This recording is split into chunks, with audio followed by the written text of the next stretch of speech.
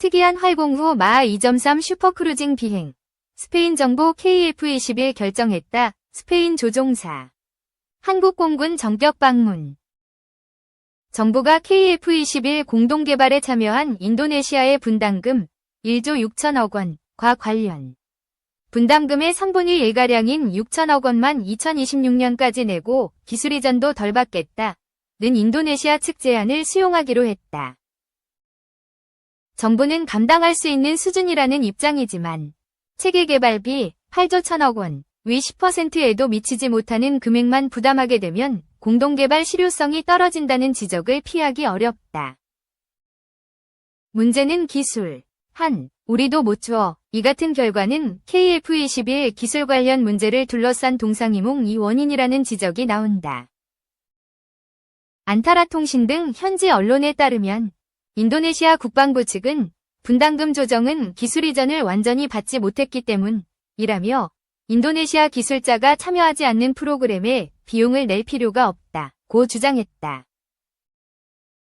하지만 인도네시아가 원하는 수준의 기술 이전은 처음부터 실현이 어려웠다는 점에서 인도네시아의 주장에 대해 비판을 제기하는 목소리가 있다.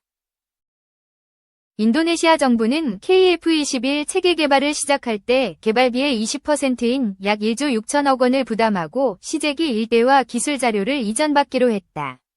이 과정에서 이미 핵심 기술은 이전 대상에서 제외됐다.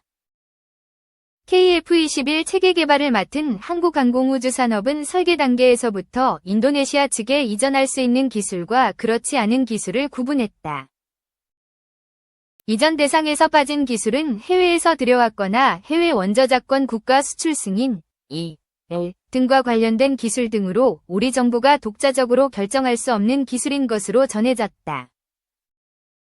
이들 중 다수는 KAI에 있던 인도네시아 측 기술진의 열람도 제한된 것으로 알려졌다.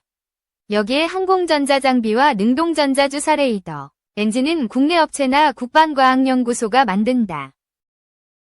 이 같은 점을 감안한다면 인도네시아 측이 실제로 받을 수 있는 기술이나 부품 장비 등의 생산 물량은 매우 제한적이었을 것으로 관측된다. 인도네시아 정부가 분담금 조정 등을 통해 재정적 부담을 낮추려 했다는 분석이 나오는 이유다. 올해 초 KAI에 있던 인도네시아 기술진이 이동식 저장 장치에 KF-21 관련 자료를 저장해 반출하려다 적발된 사건이 발생했을 때도 기술 이전 및 열람 범위 제한을 우회하려는 인도네시아 기술진의 시도라는 관측도 제기된다. 정부는 이 같은 분담금 조정에 대응해 기술 이전 규모 등을 조정한다는 방침이다.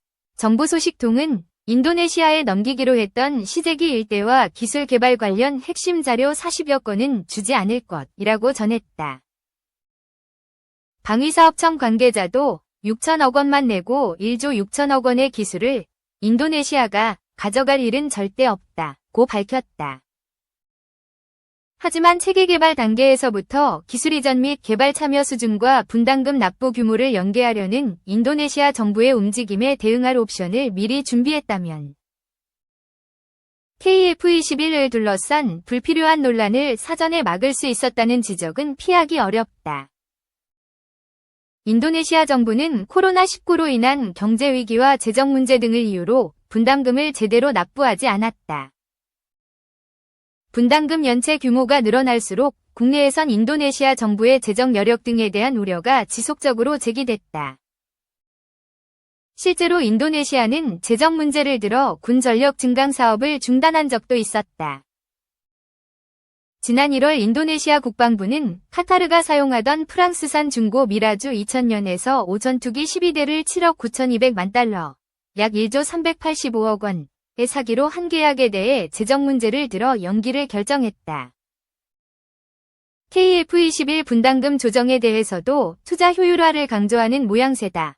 하지만 정부는 KF-21 시제기가 시험 비행을 하는 동안에도 분담금 문제를 풀지 못했다. KF-21 초도 양산 계약 시점이 다가오면서 인도네시아를 대체할 파트너를 찾기도, 개발 일정 연기도 어려운 시점에 이르자 인도네시아의 발언권은 한층 커졌다. 결국 세금으로 부족분을 메우는 것 외에는 대안이 남지 않게 됐다는 평가다. 인도네시아 측의 재정 여력과 사업 참여 의지 등을 점검하고 대응책을 일찍부터 마련했어야 했다는 지적이 나오는 대목이다. 2. 윤 대통령, 나토의 정보 공유 대표단 파견, 북한과의 관계는 주권. 윤석열 대통령은 21일 북한이 전투병을 러시아에 파병한 것과 관련해 북대서양조약기구, 나토의 정보 공유를 위한 대표단을 신속히 파견하겠다고 밝혔다. 윤 대통령은 이날 마르크 류터 나토 사무총장의 요청으로 전화통화를 하고 북한의 러시아 파병에 대한 정보를 공유했다고 대통령실이 밝혔다. 윤 대통령은 북한 특수부대 1,500여 명이 러시아에 파병돼 적응훈련을 받고 있다는 사실을 정보당국이 확인했다며 러시아의 우크라이나 침공과 북러의 무모한 군사적 밀착이 인도태평양 지역과 대서양 지역 안보가 서로 불가분의 관계에 놓여 있음을 다시 확인시켜줬다고 말했다. 윤 대통령은 북러 밀착이 규범 기반 국제 질서를 뒤흔들고 한반도와 세계 평화를 위협하고 있다면서 정부는 이를 결코 좌시하지 않을 것이라고 했다. 윤 대통령은 러북 군사협력의 진전에 따른 단계별 조치를 적극 취해 나가겠다고 밝혔다. 이에 류터 사무총장은 국제법과 유엔 안전보장이사회, 안보리, 결의를 정면으로 위배하는 북한의 러시아 파병에 대해 심각한 우려를 표명했고 나토가 국제 평화와 안전을 위협하는 북러 군사협력에 대응하기 위해 대한민국과 적극 협력할 준비가 돼 있다고 했다. 류터 사무총장은 보다 상세한 정보 공유를 위해 한국 정부가 나토에 대표단을 보내줄 것을 요청했고 앞으로 북한의 러시아 파병에 대처하기 위해 한 우크라이나 나토 간 방산협력과 안보대화를 강화해 나가길 희망한다고 말했다. 윤 대통령은 정보 공유를 위한 대표단을 신속히 파견하고 한 우크라이나 나토 간 안보협력 활성화를 위한 조치를 취하겠다고 답했다. 윤 대통령은 한국의 나토 전장정보 수집 활용체계 가입 절차가 신속하게 진행되길 바란다고 했고 류터 총장은 속도감 있게 진전이 이루어질 수 있도록 적극 챙기겠다고 말했다. 양측은 러북 간 불법 협력 동향을 면밀히 주시하며 실효적인 공동 대응책을 검토해 나가기로 했다. 앞서 류터 사무총장도 이날 X의 트위터를 통해 북한군이 우크라이나에서 러시아와 함께 싸우기 위해 파병하는 것은 중대한 긴장 고조를 의미할 것이라고 밝혔다. 외교부는 이날 게오르기 지노비에프 주한 러시아 대사를 서울 외교부 청사로 불러 우크라이나 전쟁을 위한 북한군의 러시아 파병 협력을 중단하라고 촉구했다. 김홍균 외교부 1차관은 지노비에프 대사에게 북한 군사 밀착이 군사물자 이동을 넘어 실질적인 북한군의 파병까지 이어진 상황은 국제사회를 향한 중대한 안보 위협이라며 이는 다수의 유엔 안전보장이사회의 결의와 유엔 헌장을 위반하는 것이라고 말했다고 외교부는 밝혔다. 김 차관은 또 우리 핵심 안보 이익을 위협하는 행위에 대해서는 국제사회와 공동으로 가용한 모든 수단을 동원해 대응해 나갈 것이라고 경고했다. 지노비에프 대사는 한국 정부의 입장을 주의 깊게 들었으며 이를 본국에 정확히 보고하겠다고 말했다고 외교부는 전했다.